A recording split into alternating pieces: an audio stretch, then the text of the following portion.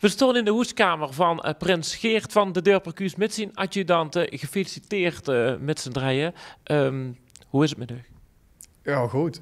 Een bijzondere tijd, maar het gaat ons goed af en ja, het gaat goed met ons. Kleine uigstjes ook af en toe? Af en toe, ja, maar dat duurt erbij, dat is ook gar niet erg. We zien 2 adjudanten en dat is voor het eerst dat we dat zien bij de Deurpercuus. Ja, dat klopt. Andere jaren waren altijd, hij is zijn eigen adjudant als prins. Vanaf het vorig seizoen eigenlijk, wat niet doorging, maar dus vanaf dit seizoen hebben ze de keus gegeven om er 2 te doen. En ja, daar heb ik heel dankbaar gebruik van gemaakt. Was er iemand eerste keus of tweede keus of dat zien ze niet? Nee, dat weten ze allebei. Dat waren allebei de eerste keus. Ja. En er wordt ook hier 2 adjudanten kiezen? Ja, ik heb, Frank is mijn kameraad en Bas is de neef van mij en mijn vaste lovenskameraad. En ja, ik heb altijd moeten kiezen als ik er één moet kiezen. Maar ik ben heel blij dat ik ze allebei heb. Ja. Waarom is dit zo'n goed stel met z'n drieën? Ja, dat is een goede vraag. Nou ja, we hebben altijd het gezellig samen. We kunnen daar samen een feestje van maken en ik denk dat dat het belangrijkste is. Wat dacht ze toen ze gevraagd werd? Nou, het was, ik kwam weer op kraamvisite en toen toen op een gegeven moment gingen ze een beetje raar zitten. Ik kreeg een rare houding. Ik moet toch nog het vragen, zei hij toen. En bij mij was een kwartje al gelijk gevallen, maar hij durfde niet gelijk. En toen een vraag, ja, uiteraard was het antwoord gelijk ja. En toen pas uit mijn vrouw gevraagd of hij dat ook goed vond. Maar die vond het ook wel leuk. Dus, ja. En hoe ging dat bij dich?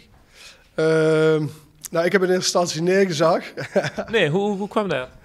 Dat precies een jaar geleden, mijn zoon is geboren op 14 februari. En toen graag ik vroeg, dat was rond augustus, september. Toen zei ik zei eigenlijk gelijk ja, maar toen kwam ik toe, toen zei ik dat tegen Anouk en Anouk zei, ja maar Frank, met de carnaval ben ik uitgeteld, is dat wel zo slim? En nog goed overleg, ook wat tronen over en weer, hebben we besloten met nee te doen. Maar ja, we stonden in een nee-huske. En toen ik de oprit mij aan het leggen was, het gaat met mij achter zijn gele zand opgenomen en gevraagd van, Frank, het aanbod staat nog steeds open, zoals ze het nog willen, omdat het natuurlijk vorig jaar niet doorging door corona. Is het geluk? Heb ik geluk, ja. En zo kwam eigenlijk alles goed met die 2 adjudanten? Ja, eigenlijk wel. Nee, in alle opzichten is het beter geweest dat het een jaar uitgesteld is. De ganse vastelovend, alle evenementen die nou wel doorgaan, die vorig jaar niet doorgingen. Maar ook zeker met die 2 erbij. Wat is er zo leuk in de vasteloven? Het schoonste vind ik dat... Het schoonste moment vind ik zelf altijd de zondagmorgen als wij de optocht is. En dat ze met die kamerui bijeenkomen, allemaal nog een beetje kleine uitjes van de dagen ervoor.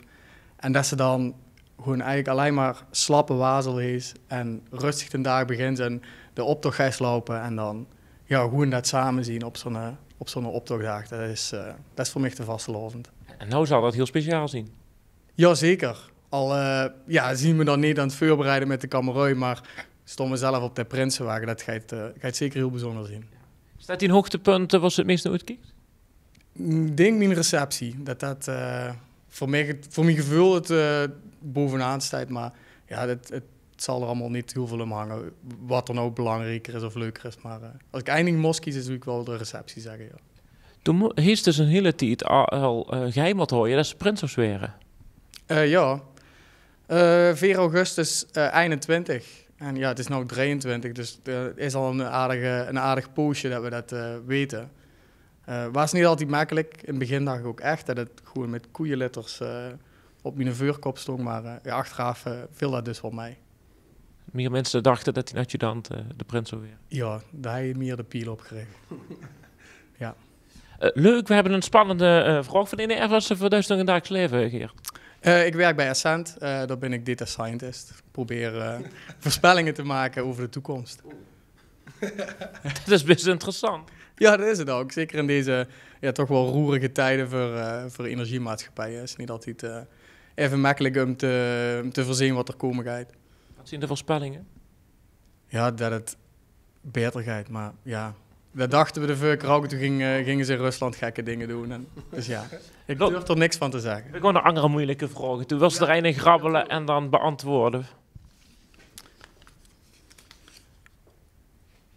Als je door de tijd zou kunnen reizen, welk advies zou je jezelf dan geven? Dat is een goede vraag.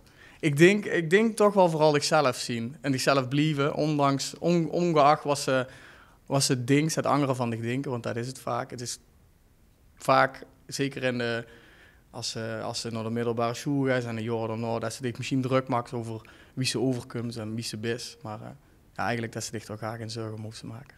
Zichzelf zien. Ja. Dat is wel een hele mooie boodschap, zo, hè? Ja, dat is een pittige boodschap zelfs. Dat is goed. Wil je ook nog een vraag doen?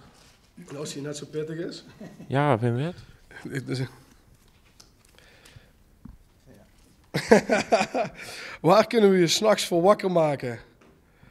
Deze is er uit, toch? Ja, daar heb ik negatief maar niet eens voor gehad. Maar wat ze me 's nachts voor kunnen wakker maken is denk ik toch mijn favoriete Oostenrijkse gerecht, vleeskäse. En daar mogen ze me altijd voor wakker maken. Dat is een goede kost.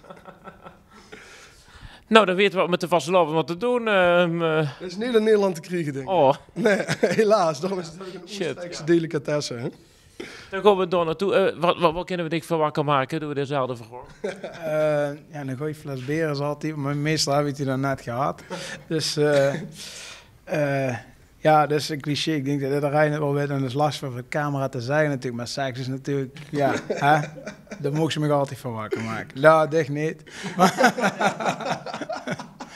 De vrouw. Zullen we met het hoogstandje afsluiten met een gespreuk nog hoger dus? Jazeker. Dat is een ruim, 2 even, 3 dagen, alles geven. Hey! Dankjewel, schöne vastelavond. Dankjewel.